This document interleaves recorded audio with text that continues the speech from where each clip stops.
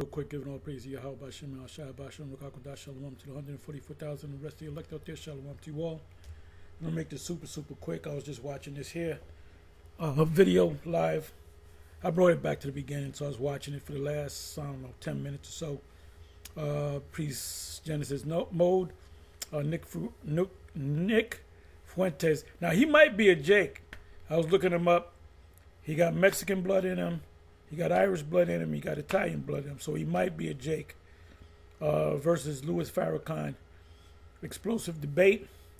Now in this video, they claim, and I heard this too. This is old news, that his father, I don't know if it's biological. I believe his biological father is a Sephardic Jew.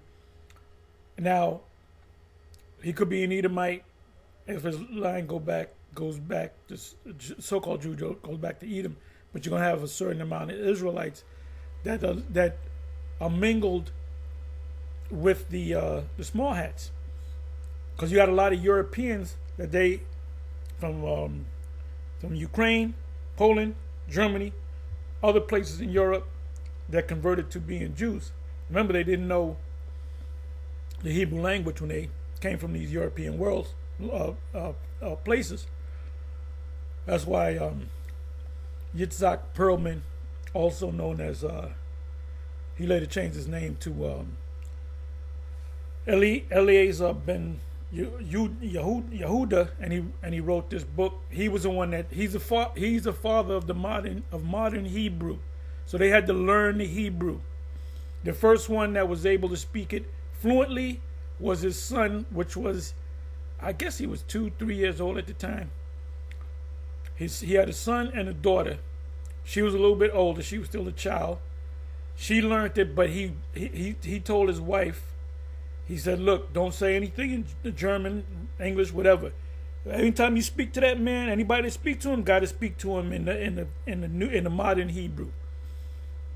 So he was a father. He's considered the father of modern Hebrew, and his son was the first individual that was able to speak it fluently. Now they, years and generations, they can speak it fluently. He said that a lot of the Hebrew, he borrowed word from the Arabic. There was one quote that he made. I can't find it. I found it 10 years ago. That he said basically the Arab people, Arabic is basically Hebrew. Just that they just teach a different dialect of Hebrew. Like us, we speak a different dialect of Hebrew. Let me just say this: we had a man named Shalimar. He was a Hebrew. He became the Hebrew guy. He surpassed Ariana Hebrew, and he was able to hold a conversation as long as you want with any small hat in the modern Hebrew, and he was able to speak in the Lashon Kodash. High Priest Ariana also was able to speak their Hebrew, but he wasn't as well because he didn't do it as well because he wasn't around people do it. Me and him used to speak in ancient Hebrew. Anyway,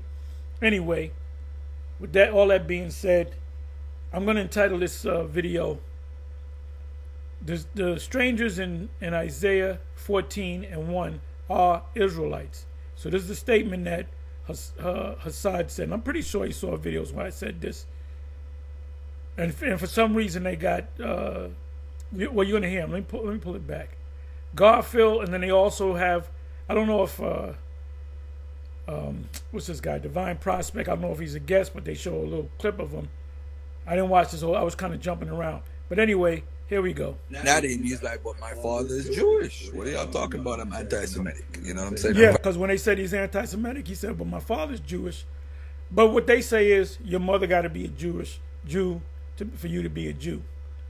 Which is not even scriptural. It's not. You go to Chronicles. Based upon the not the Torah, but the Talmud? They say, woman, you are what you are based upon your mother, which it contrasts against the scriptures.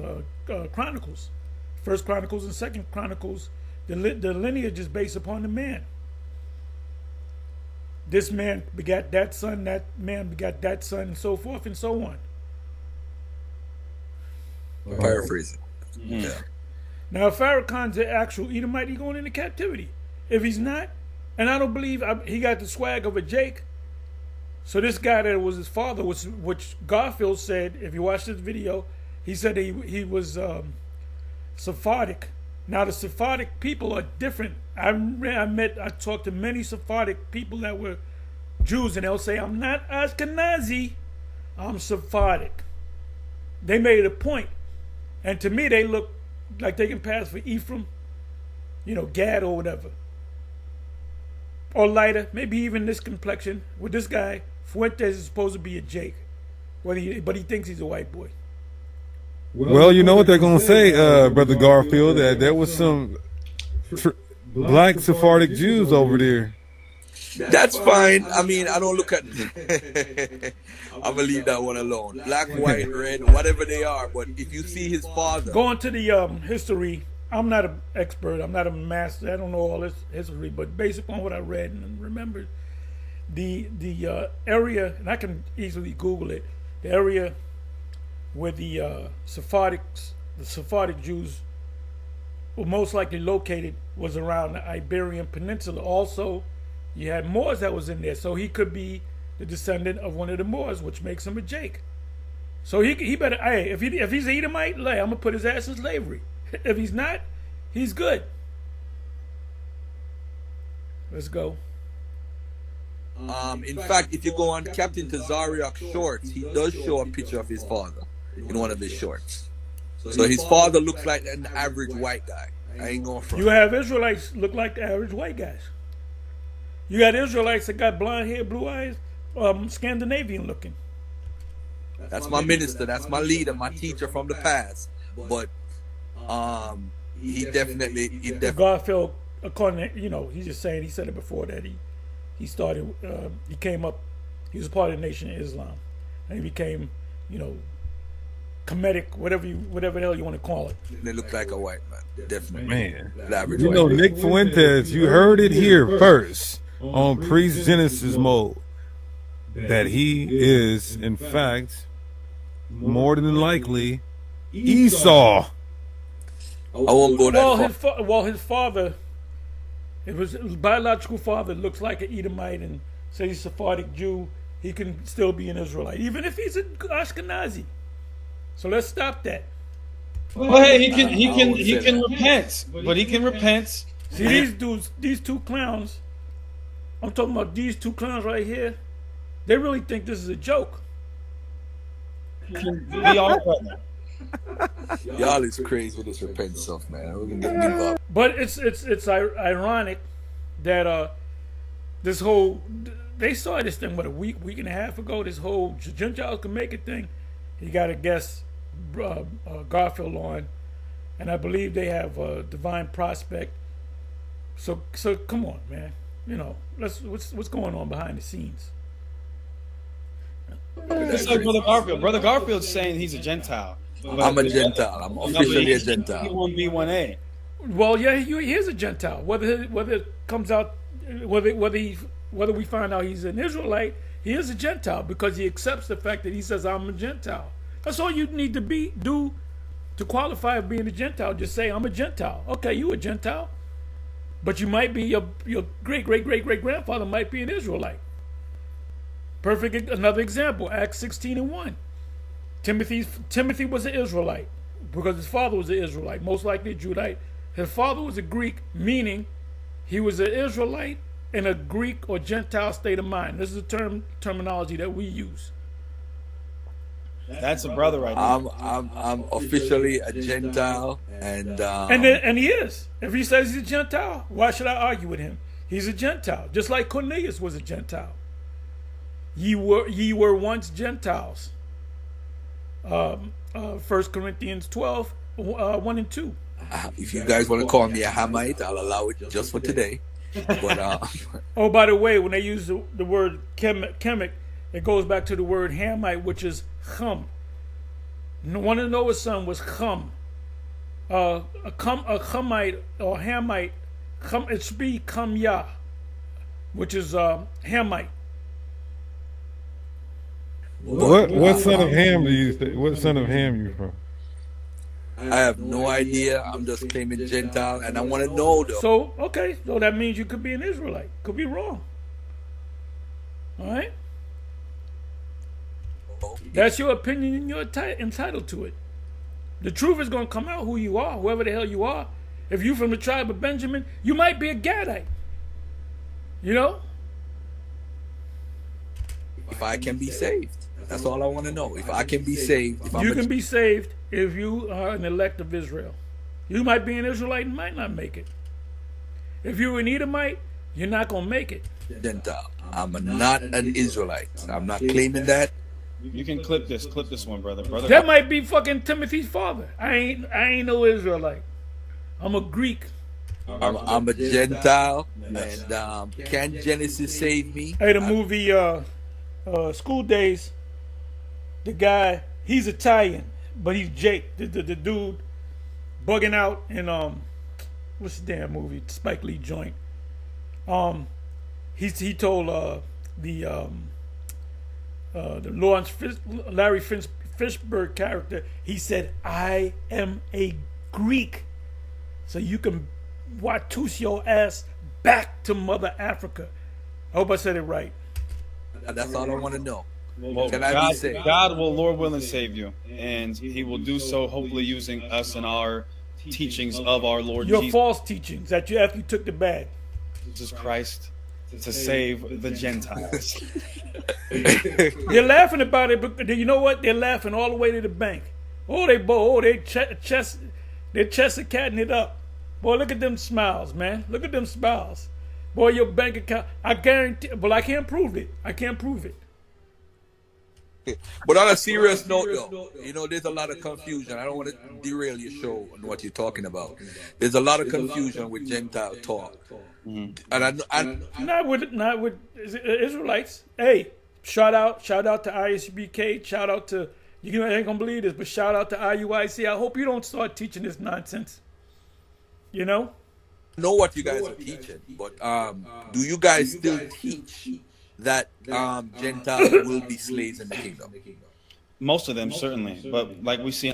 most of them. Okay. The other ones is going to be walking around this with their hands in their pocket. Okay. In Isaiah 14, it says there's two categories of Gentiles in Isaiah 14. So I'll just read it real quick. Because you're going to go off on this, and you should be ashamed of himself, because I did several videos on Isaiah chapter 14, verse 1. The stranger in Isaiah chapter 14, verse 1 are Israelites. We just read this contextually. There's only one viable option here. So Isaiah 14, and I'll share my screen.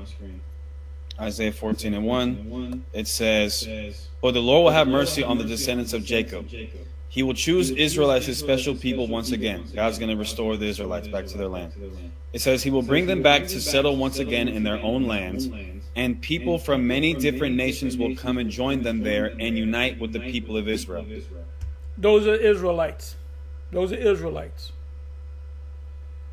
there's going to be Gentiles who unite. Those are Israelites. And return to our lands. When we turn to our land, they're going to be united with us. The nations of the world will help the people of Israel to return. And those who come to live in the Lord's lands will serve them. So they'll still be under us, those who unite with us. But look what it says, moreover, carrying on. It says, "Those who captured Israel will themselves be captured, and Israel will rule over its enemies." Well, we just got done reading about some Gentiles are going to unite with the people of Israel. The people who...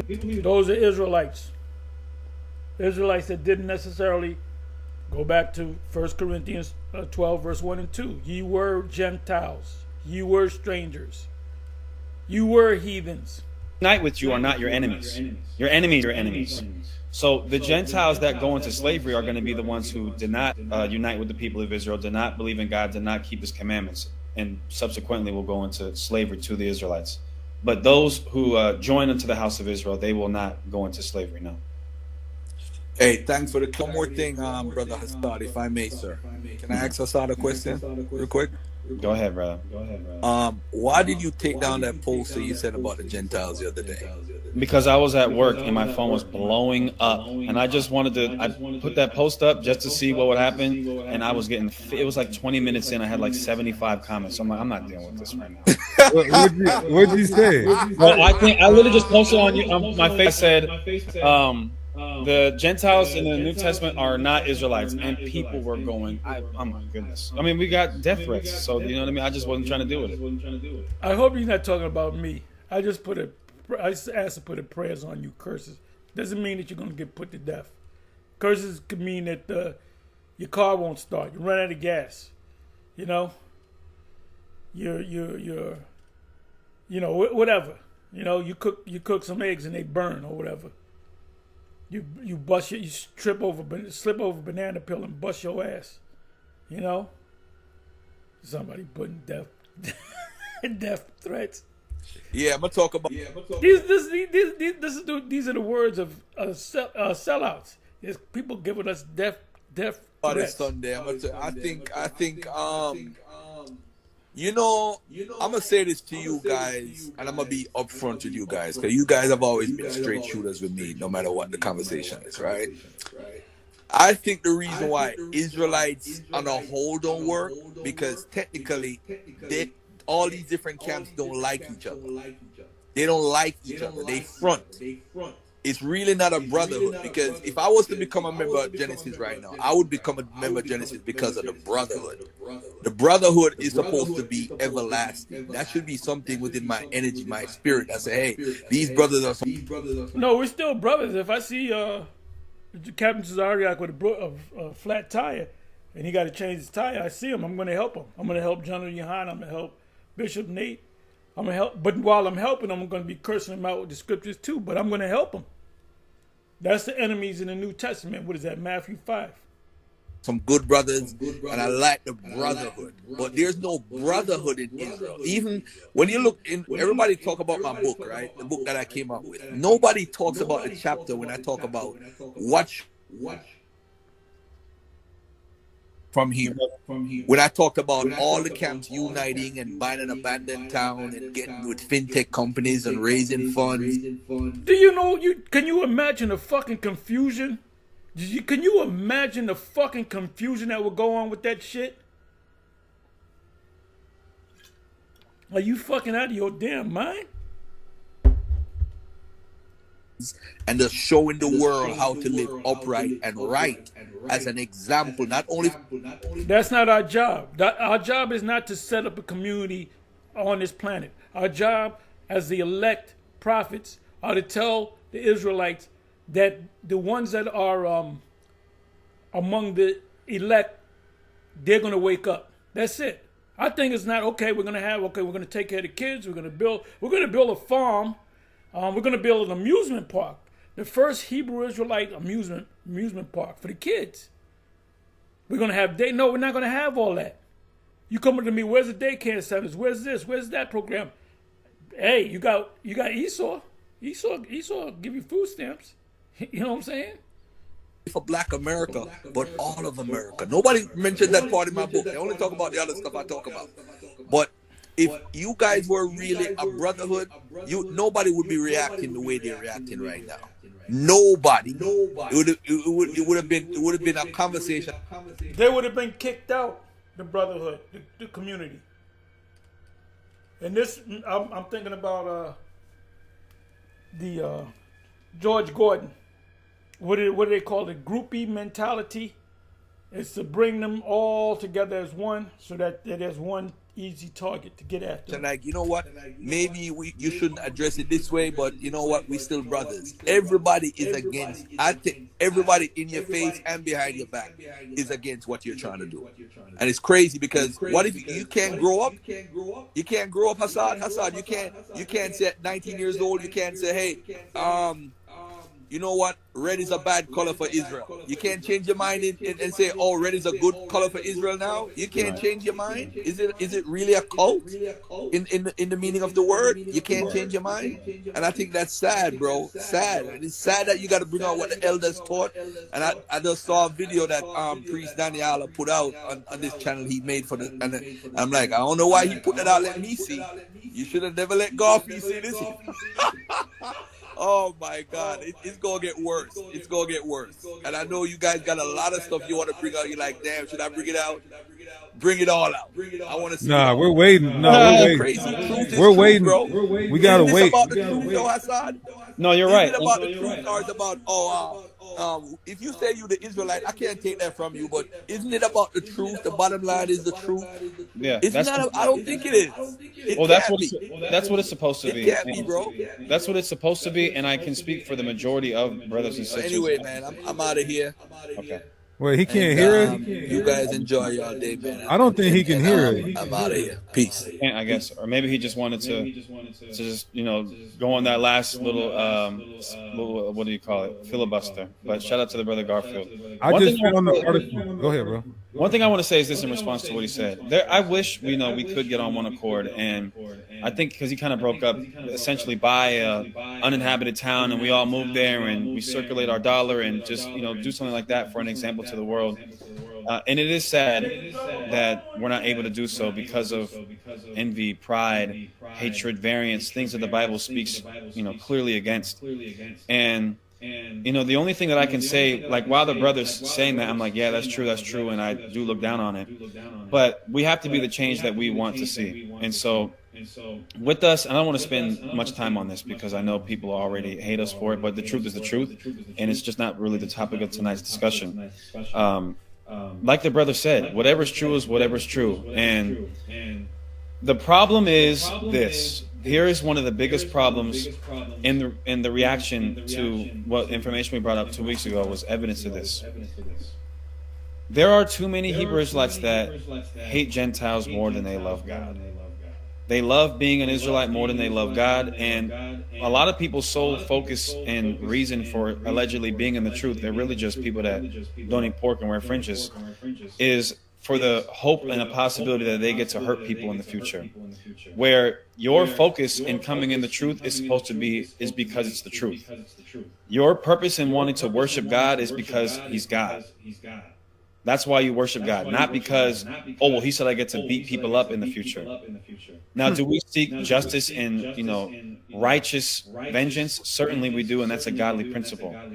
But, and I was talking to a brother, and I'll end right here. Here's something that I've noticed that takes place, and not just the Hebrew Israelite community, but in the black community throughout. Put a one in the chat if you've ever seen this. Instead of our people actually fixing our problems, what we do when we go to these protests and we go to these rallies is they'll just complain about white people the whole time. They just sit there and complain about white people, complain about all these other people, instead of saying, okay, brother, hey, sister, let's do this.